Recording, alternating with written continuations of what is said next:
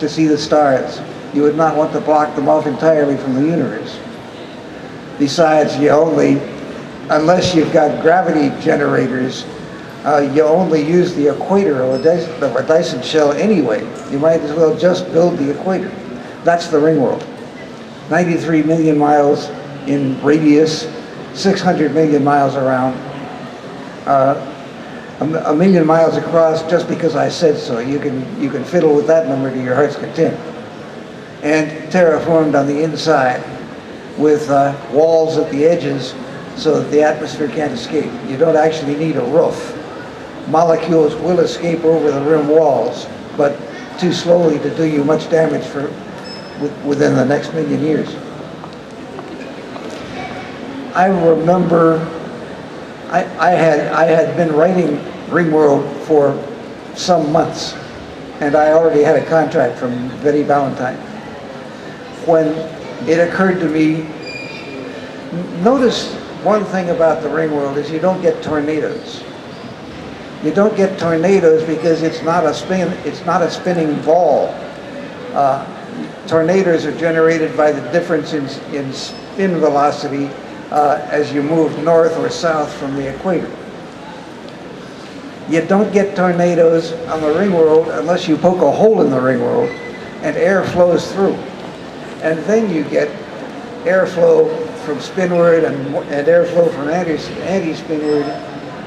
From spinward it gets heavier. From anti-spinward it gets lighter. You wind up with a tornado on its side. And from down the axis it'll look like a giant human eye.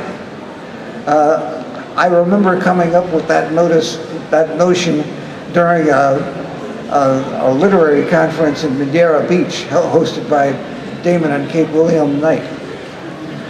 Betty Ballantyne was there, and I braced her and told her all about it. I have no idea whether she understood what I was talking about. Scientifiquement, donc on sent que les sciences sont importantes, hein, et elles ont été importantes pour... You're not talking close enough to the microphone, sorry. Ah. It's better now. Attendez. It's better now. C'est bon? Vous entendez? Oui. Ok. On voit donc l'importance de la science dans l'anomonde. Est-ce que ça vous a demandé beaucoup de recherche pour pouvoir concevoir cet anomonde? Comment vous avez fait scientifiquement parlant? I had some luck here with the research on the ring world. I was a guest of a bibliophile who lived in the San Francisco area. I found a textbook, and looked in it and found a formula for spin. I got the spin right for the ring world to give one gravity outward at 770 miles per second. Otherwise, I'd have come up with a wildly wrong number and be laughed at. I did not do much more research on the ring world. This is not really science fiction, the ring world. It's more engineering fiction. A lot of science fiction turns out to be engineering fiction. And all I had to do was put it together. I knew most of the facts I needed, including, of course, there isn't any material strong enough to build it. This doesn't need to stop me, and it didn't. The thing is, it's a wonderful intellectual toy, the ring world. Everybody likes to play with it, and lots of people like to change it, to redesign it. I got so many redesigns after publishing the ring world that I presently had enough material to generate another book. The ring world wasn't going to be 4 books, it was going to be just one. So I wrote the ring world engineers and did some design changes and pretty much covered everything. There was not that flow of information following the second book. Alors justement, vous parlez des autres livres. Qu'est-ce qui vous a poussé à écrire les autres? Vous en avez écrit 2, vous y êtes revenu en 96 pour le 3e, et puis vous avez écrit le 4e. Qu'est-ce qui vous a poussé comme ça à revenir? Get this in perspective. I waited 10 years before I wrote the Ringworld Engineers. I waited another 15 before I wrote the Ringworld Throne. And then an idea on the internet sparked the fourth book, Ringworld's Children. And that really is the last. It's not just the Ringworld's full story, it's Tela Brown's full story. I haven't even mentioned her to you, but Tela Brown is either a remarkable statistical fluke or she's the luckiest human being around because she was bred that way by Pearson's Puppeteers. Now, don't throw away the notion that she's a statistical fluke. She could have been just accidentally lucky up to the time she met Louis Wu. And among 30 billion people, you can certainly find somebody who has been that lucky. She could be just a statistical fluke. And from that point on, she's Candide. That is, Dr. Pangloss can always tell you why what happened is the best of all possible worlds. Why any other chain of events would have been worse for Tela Brown. So, the full 4 books of the Ringworld cycle are Tela Brown's story, and that's all. On fête cette année les 40 ans de la publication du premier volume. Quel regard vous avez, vous, sur ce cycle-là et pas tout particulièrement sur le premier roman? Est-ce que vous êtes étonné quand vous en parle encore autant?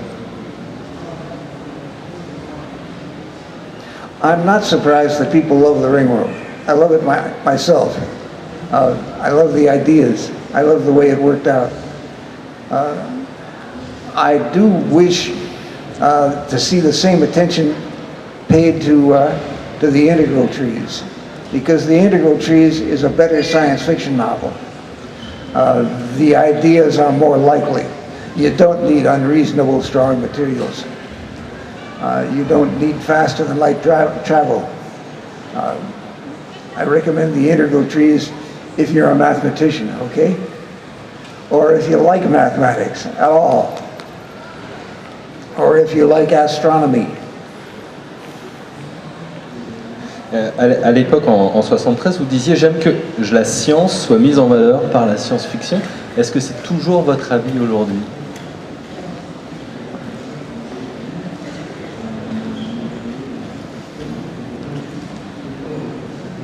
It's my opinion that that's one way to write. I don't despise other forms of writing. I've done most other forms of writing. I've done detective fiction set in a science fiction setting. I've done gaming. I've even done novels about gaming, written with Stephen Barnes. I've written fantasy. I've got a fantasy universe that seems to never let go of me, the way that known space never let go. The Magic Goes Away series is based on the notion of magic as a non-renewable resource, like oil. This suggests that every myth is true, and the oldest myths are the ones in which the magic is most powerful. And the newest are more like, well, you really ought to read Fritz Leiber's short stories. He had a touch for magic that is very subtle. Anyway, if magic was powerful once and diminished to the point where the gods couldn't use it anymore, and then vanished entirely, that's the basis for a good many stories. Jerry Pournelle and I have written The Burning City, which is set in Los Angeles 14,000 years ago when magic still worked. And let's see,